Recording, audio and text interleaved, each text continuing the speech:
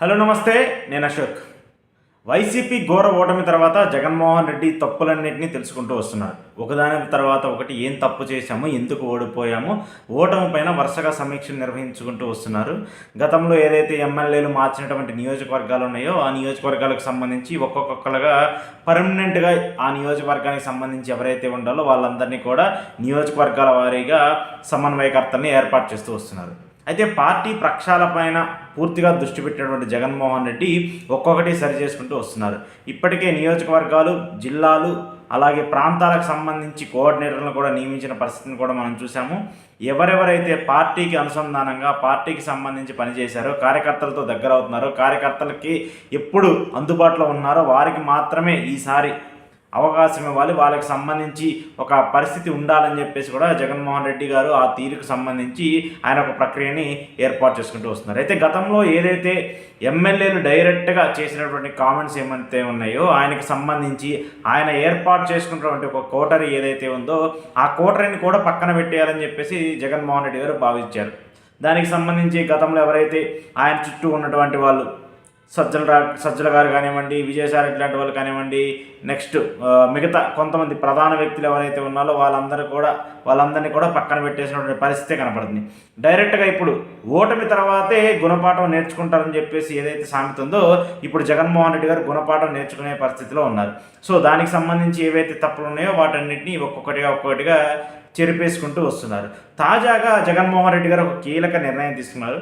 పార్టీకి సంబంధించి పార్టీ బలోపేతానికి సంబంధించి ఒక సలహాదారుని నియమించుకున్నారు. ఎవరా సలహాదారు అయ్యా అంటే మోహన్ సాయిదత్ని పార్టీ వ్యవహారాలకు సంబంధించి సలహాదారుడిగా నియమిస్తూ నిన్న వైసీపీ కేంద్ర కార్యాలయం ఒక పత్రికా ప్రకటన విడుదల చేసిన తర్వాత అది మీడియాలో సంచలనంగా మారింది. ఎందుకు జగన్మోహన్ రెడ్డి గారు ఈయన్ని కొత్తగా నియమించుకున్నారు?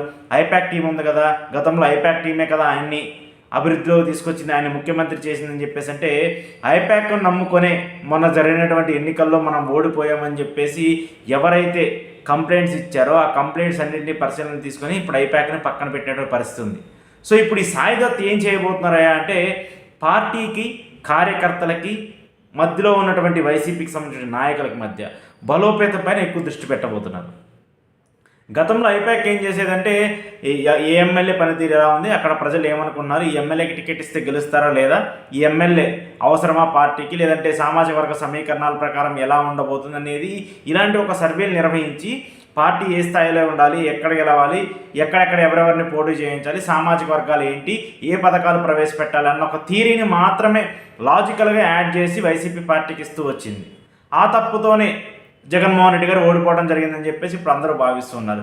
ఐపాక్ చెప్పిందన్న కారణంగానే దాదాపు 85 మంది అభ్యర్థులను జగన్మోహన్ రెడ్డి ఏం ఆలోచించకుండా నియోజకవర్గాలు మారేశారు.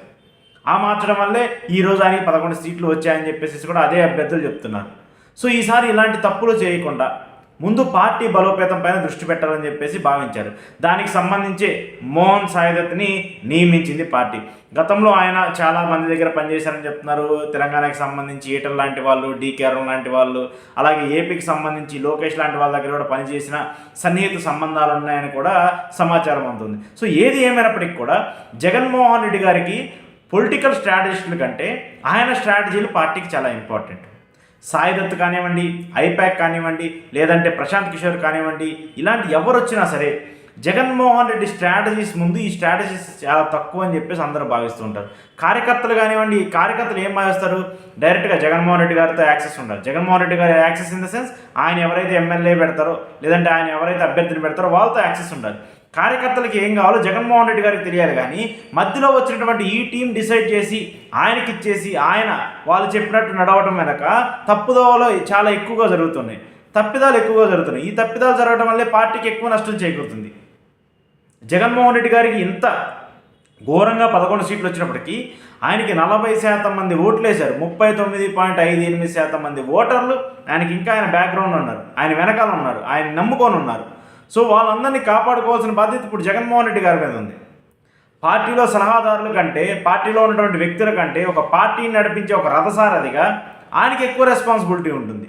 సో ఈ స్ట్రాటజీని నమ్ముకోవడం కంటే జగన్మోహన్ రెడ్డి గారే ఒక స్ట్రాటజీ వేసి జగన్మోహన్ రెడ్డి గారే డైరెక్ట్గా జనాల్లోకి వచ్చి జనాలు ఏం ఆశిస్తున్నారు, వాళ్ళకి మనం ఏమి ఇవ్వాలి, ప్రస్తుత ప్రభుత్వం ఏం చేస్తుంది, ఈ 3 అంశాల మీద కొట్లాడగలిగితే, ఈ 3 అంశాల మీద ఫైట్ చేయగలిగితే మాత్రము వైసీపీ మళ్ళీ అధికారంలోకి వస్తుందని చెప్పేసి ఒక నమ్మకంగా కార్యకర్తలు కానివ్వండి అందరూ ఉన్నారు. సో దీన్ని ఇప్పుడు జగన్మోహన్ రెడ్డి గారు చేస్తారా లేదనే చూడాలి. సో కంపల్సరీ పార్టీకి సంబంధించి స్ట్రాటజిస్టులు ఉంటారు. అది ఇప్పటి నుంచి కాదు, ఎప్పటినో అనాది కాలంగా వస్తున్నటువంటి తరుణం. అయితే గత 20 ఏళ్ళుగా ఇది కొంచెం ఎక్కువైపోయింది. ప్రశాంత్ కిషోర్ ఎప్పుడైతే ఎంట్రీ ఇచ్చారో దీనికి సంబంధించి ఇది కొంచెం ఎక్కువైపోయింది. గతంలో ఇలాంటి వాళ్ళు చాలామంది ఉన్నప్పటికీ కూడా ఎక్కడా కూడా వాళ్ళకి అంత ఫేమ్ రాలేదు. ఇప్పుడు ఇలాంటి వాళ్ళు రావడం వల్ల ఇప్పుడు వీళ్ళ స్ట్రాటజీస్ ఎక్కువైపోయాయి.